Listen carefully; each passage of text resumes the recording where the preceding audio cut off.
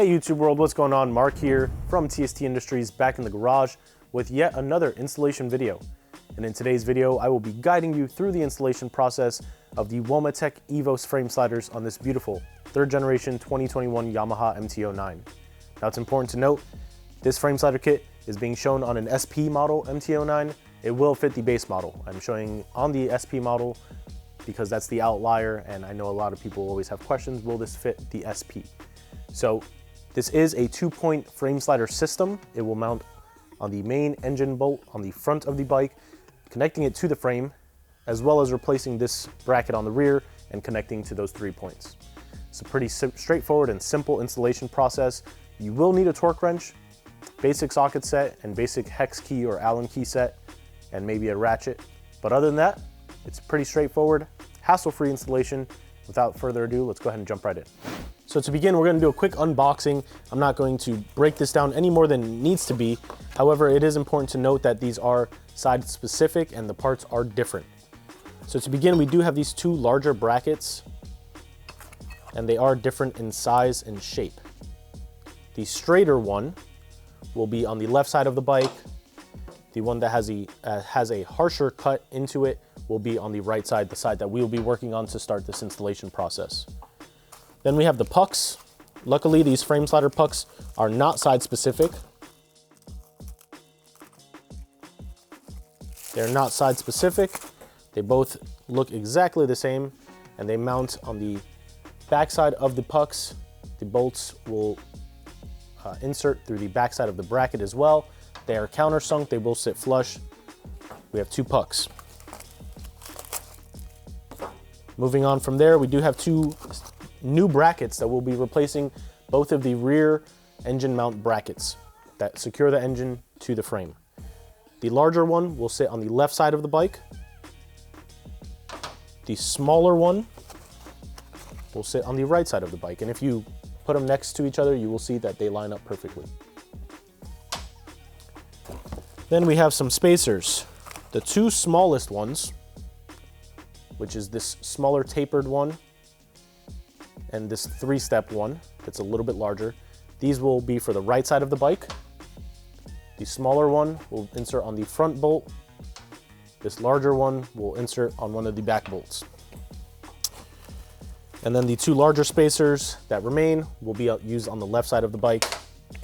We have some hardware here, as I mentioned, the countersunk bolts. These secure the pucks to the brackets.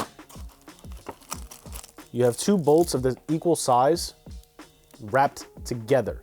These are going to be used on the right side of the bike. And then the 2 bolts that were wrapped together, and they are different sizes, they will be used on the left side of the bike. We have a pack of 4 bolts here, 2 for the left, 2 for the right. And lastly, we have 2 bolts packaged together. 1 is going to be used on each side.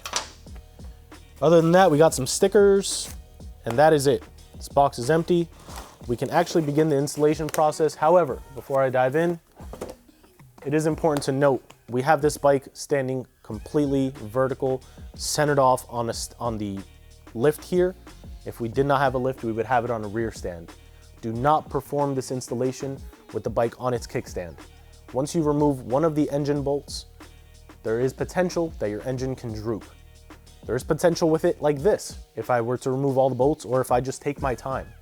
If I were to remove one of the front bolts and go out for a beer and dinner, I could come back and the engine might have drooped a few millimeters or centimeters.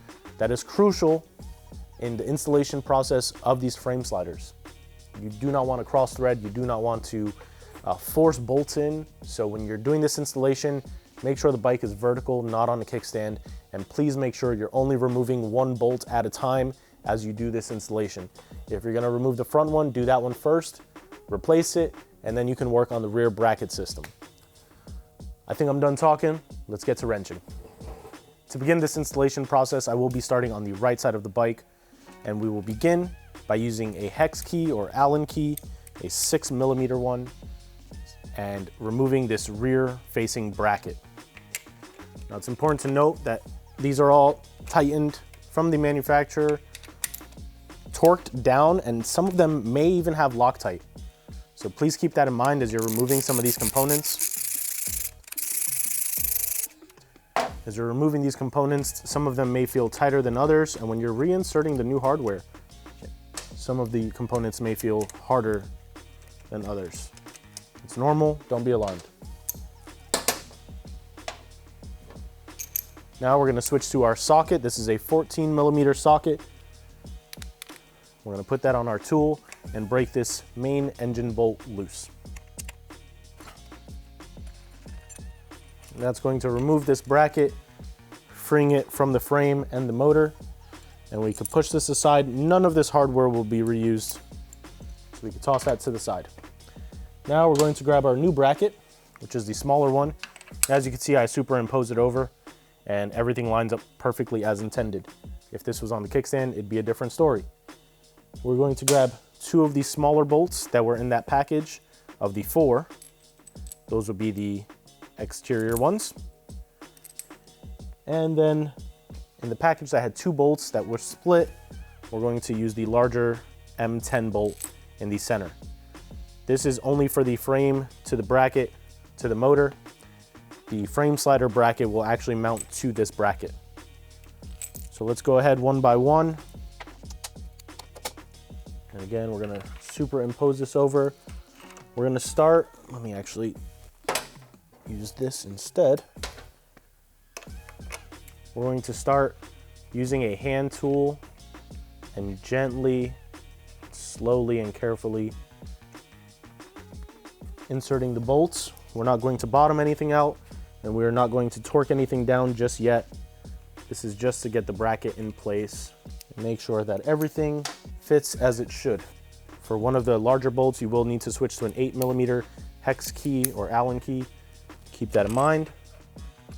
Now that the bolts are in, we can bottom them out by hand.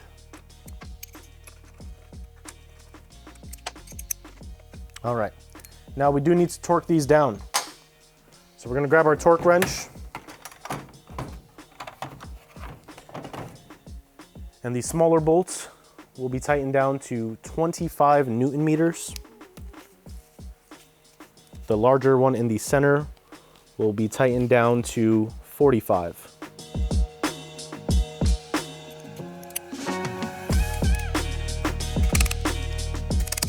That is the manufacturer recommended torque specification, so please keep that in mind.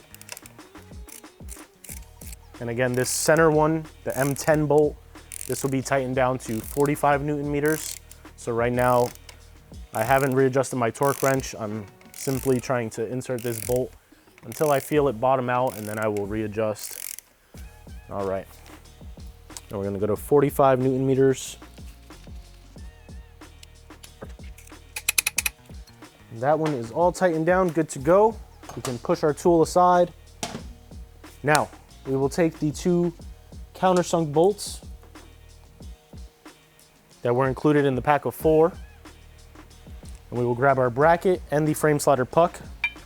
We will align it in the correct orientation. You can kind of see the cutout, and if you line this up and you look on the back side, you will see that the holes align perfectly. So just by hand, insert these. This is going from aluminum into delrin. So you just really want to tighten it down. If you need torque specs, maybe 8 foot-pounds, 10 foot-pounds. I kind of just bottom them out until they feel nice and snug, because delrin is a soft material. This is a size 5 hex key, Allen key. But because this is a softer material, you can potentially over tighten it and damage the threads or the puck, and then you'll need to buy a new one. So I would say 8 to 10 foot-pounds, or just until it feels nice and snug. Good to go. You can see on the back surface, the countersunk bolts have bottomed out and they're sitting flush. I'm pretty happy with that. Now we are going to take, in the pack of 2 bolts that were the same size, we're going to take those out of the packaging, take the longer of the 2 collars that sit on the right side, grab your bracket, superimpose it on the rear, mount, feed the bolt through, And then you can grab your tool and just hand thread it in a few threads, and then you can just let it hang. Now we're going to focus on removing this front bolt. Again, this is an 8mm head, hex key or Allen key. We're going to go ahead and break that bolt loose. Now this is the front engine bolt. This is a crucial component. You don't want to lose this assembly. It's important to note that as you remove this bolt, there's a washer with this bolt that sits on top. And then there's this lovely collet adapter that if you are not capable, if you're not careful, this is a tapered collet adapter that sits inside there. There's a accepting feature that makes sure everything gets cushioned real nice and tight, creating tension, preload, and resistance. But you need to reuse this collet adapter. Please, please, please keep in mind, if you do not reuse this, things may sit off. So we're going to go ahead and push that in, make sure it's good. Put that washer over it as well. Now we're going to go ahead and take our smaller of the two tapered spacers for the front, and we're going to grab our bolt, the new bolt from the Womet-Tech packaging, swing the frame sliders over, and very carefully by hand catch a few threads just like we did on the rear. And at this point I feel pretty comfortable that I've caught threads and I'm not cross-threaded. So very gently, little by little, I will begin tightening down front and rear at an even pace. The front may have a little bit more resistance because that's going into the motor, whereas on the rear, it's just going into the bracket. So don't be alarmed. If you feel any extreme tension, back out. Make sure you're not cross-threading. Now that I know both are bottomed out, by hand tool, I'm going to grab our torque wrench. It's already set to 45 from this larger one. I'm going to use that on the rear. However, on the front, we will tighten this down to 60 Newton meters. So 45 on the rear, and then we're going to go to 60 Newton meters on the front. Again, these are the manufacturer recommended torque specs. And this side is complete. And now we can head on over to the left side of the bike and finish this installation. Now that we're on the other side of the bike, we can begin following the same process and removing this rear bracket.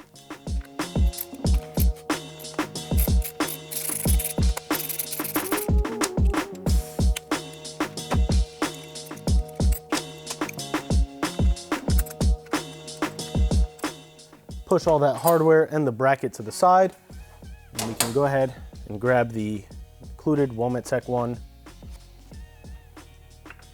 It's going to sit in this orientation with this cut inside facing the front of the bike. We'll grab our two smaller bolts and begin hand threading it with the tool, making sure we're not cross threading yet again. Repeating this step for all the hardware.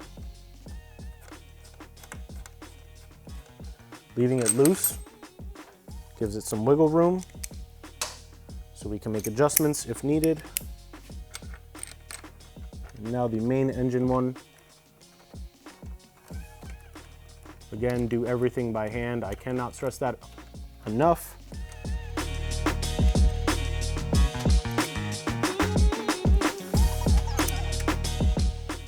All right, this is bottomed out. We can go ahead and torque that down at this time. And again, same torque specs as before, 25, 25, and 45. So the two smaller bolts, they will be torqued down to 25 Newton meters. Let's go ahead and adjust our torque wrench.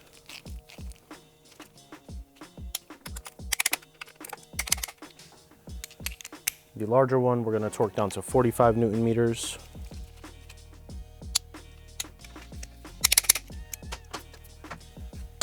Now, as before, we're going to grab our new frame slider puck and the bracket, along with the 2 countersunk screws. Align them, begin by hand. Grab our 5mm tool, bottom it out, go 1/4 of a turn, 1/2 of a turn past that, good to go. Now we can see kind of how this is going to align. We do need to remove that front engine bolt, so let's go ahead and do that now.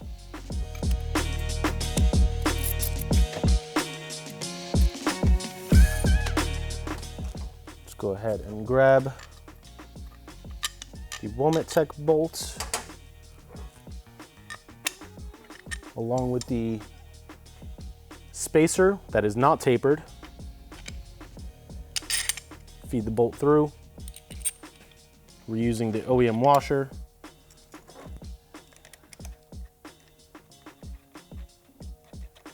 Begin threading by hand.